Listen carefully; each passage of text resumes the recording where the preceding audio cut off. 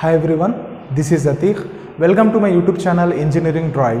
Today I am going to discuss about the first reference model of our computer networks, that is OSI reference model.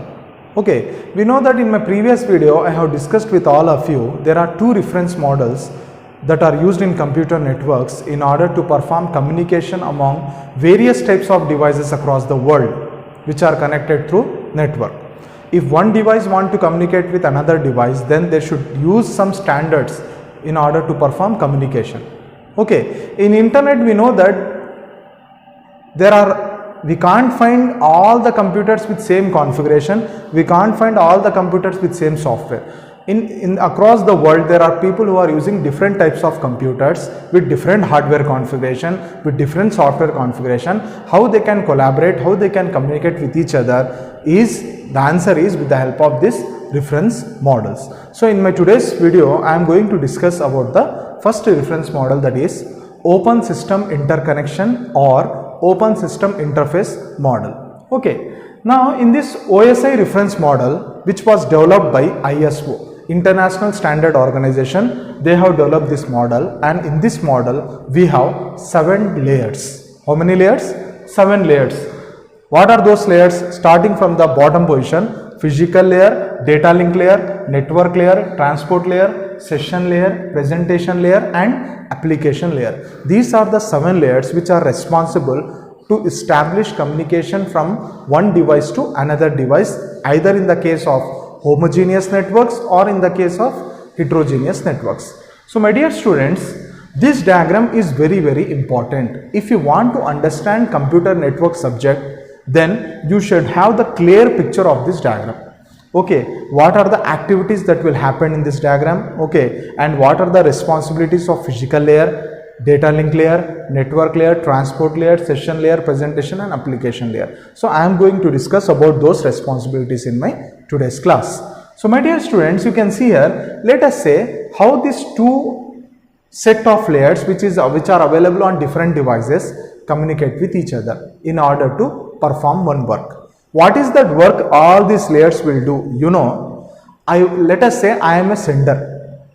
I want to send one information to my friend who is in other part of the world. I am a sender and my friend is the receiver. I want to send one message to my friend. Now, once I send the message, until the message is received by my friend who is the receiver, what happened? How this OSI model will establish the communication until the message will be safely transmitted to the receiver. Those things I am going to explain now. So my dear students, let us see. This is an overall architecture of the OSI reference model, and here we are having 7 layers and here we are having 7 layers, the sender side and at the receiver side. And you can see for the first 3 layers, physical layer, data link layer and network layer, there are some set of physical routers available. You can see here 2 physical routers, here 2 physical routers and here 2 physical routers. The main purpose of these routers is to transmit the message to the required destination. So here we are making use of routers. These routers are not available from transport layer. The reason behind this is until the network layer only the route will be decided where the message should be delivered. Once the network layer decides where the message should be delivered, then the rest of the layers will perform only the process of filtering the data. That's all. Okay, where actually the data should go will be decided up to network layer only. That's why up to network layer only we are having these physical routers. Is it clear? This is the first point.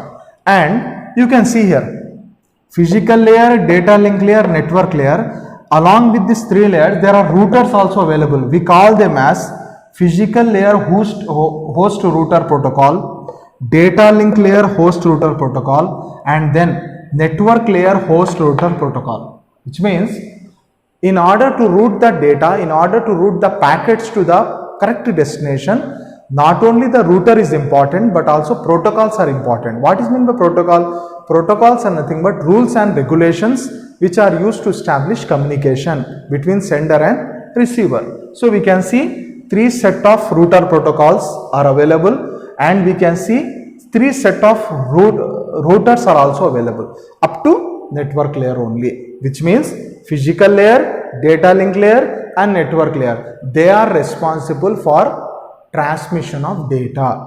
So here data can be termed as packets. We know that how the data will be transmitted in networks. In networks terminology, we need to understand that the data will be transmitted in the form of packets only. Is it right? So up to network layer will decide that work, that the data will be transmitted in the form of packets to the correct destination. Is it right? Now, okay sir, up to network layer transmission of data will take place, we have understood. Then what is the role of physical layer sir? What is the role of data link layer sir? And what is the role of network layer sir? Can you explain them briefly? So my dear students, you can see here, first physical layer is responsible for establishing the connection. You know, I am a sender, I want to send the message to my friend who is the receiver. Now if I want to send message to my friend who is the receiver, there should be physical connection established between us. Is it right?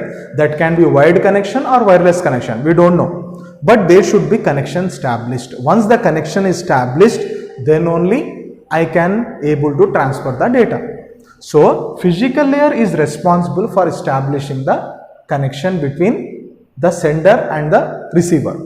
That is the first activity which our physical layer will do. And the second activity that our physical layer will do is, it will decide whether the communication will be simplex, half duplex or full duplex. So the role of physical layer is, it will decide whether the communication is simplex, duplex, that is half duplex, or it is full duplex.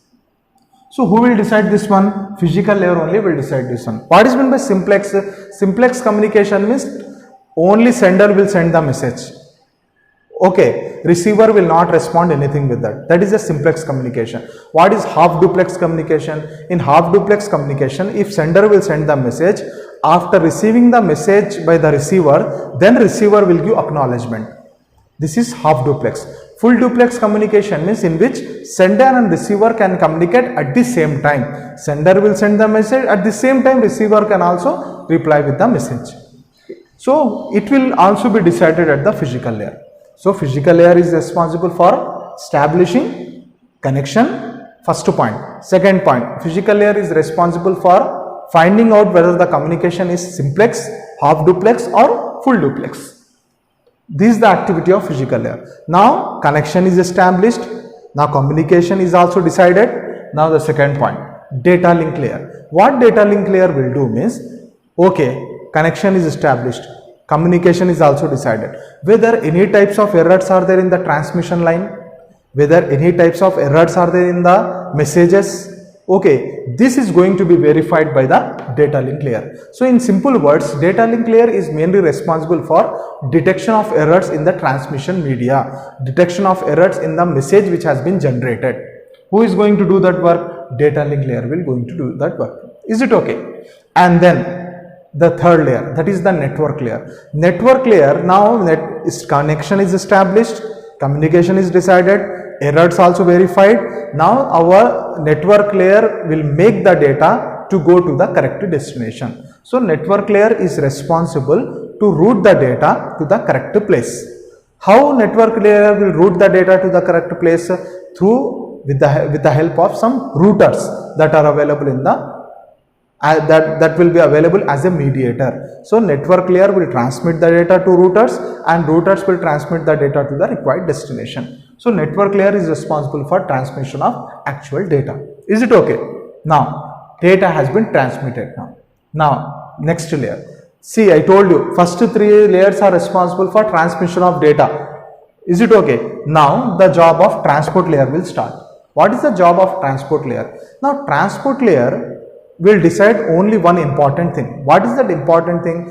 Whether the data should be sent through parallel mode or in serial mode. You know what is the meaning of parallel mode or serial mode? Let us say if more traffic is there in the network, at that time the parallel mode should be preferred. Parallel mode means simultaneously sending the packets, whereas a serial mode means sending the packets one after another, which will take lot of time. Who is going to do this work? the role of transport layer will start here. Okay, that the packets or messages has been transmitted by network layer, but those messages are going properly to the destination or not, or if there is any type of traffic jam in the data, then how we can solve the traffic jam? Okay, whether to follow the parallel route, whether to follow the serial route, it will be decided by the transport layer. Okay, next thing, session layer. You know, the job of session layer is to make sure that whatever the user is using the session, it should be used within a proper period of time. If the user is not using the session for a proper period of time, it should be logged out. Best example, online banking websites. You know, in online banking website, just a matter of 2 to 3 minutes, just open your account of your net banking website, open the banking website account, okay, open your account and don't touch your mouse or don't touch your keyboard, don't interact with the website. Then what happened? Once after 2 to 3 minutes, if you interact with the website, you will get one message, session expired. You know why this will happen? In order to maintain security. Okay, the same job will be done by our session layer also. What our session layer will do, how actively the user is interacting the session. If the user is not interacting the session should get expired. So it will do all this work with the help of tokens. Okay, it will grant the tokens to the user. How long the token will be active? Up to that only the session will be active. Otherwise the session will get expired and disabled. Is the job of session layer. Next, presentation layer. The main job of presentation layer is whatever the data that has been transmitted, whatever the data which is going to be received by the receiver, the data will be converted into user understandable format. Let us say there is a user who want to see the data. Suppose I am a sender, my friend is a receiver. So I have sent the data in understandable format. But what happened? Once the data is taken by our data link layer and network layer, they have converted the data into machine understandable format, or in terms of packets. Again the data will be converted to user understandable format in presentation layer. So presentation layer will convert the data into user understandable format and it will present the data to the required recipient. Next thing, the last one, application layer. What is the job of application layer? Application layer is mainly responsible for providing a GUI interface to the user. Now let us say I want to enter ID and password. I want to enter my login ID and password. So if I enter a wrong password or if I enter a wrong ID, there only I will get the message. What is that? Invalid password or incorrect login ID. Now who is doing that work? You know, application layer will do that work. That login checking or password checking work at the interface itself, this work will be done. So this work will be done by application layer. So my dear students, from physical layer, from establishing physical connection to the providing the required data to the receiver, you know, these are all the activities of OSI model, from physical layer to the last one, application layer. So all these activities will take place at the sender side up to the receiver side. So this OSI reference model is mainly used for establishing communication in homogeneous as well as heterogeneous networks. So I believe that you people have got a clear picture about all these 7 layers in our OSI reference model. So in my next part of computer networks, I am going to discuss about the TCP by IP reference model. So with this, let me close my today's session of video. See you soon everybody. Take care. Allah Hafiz.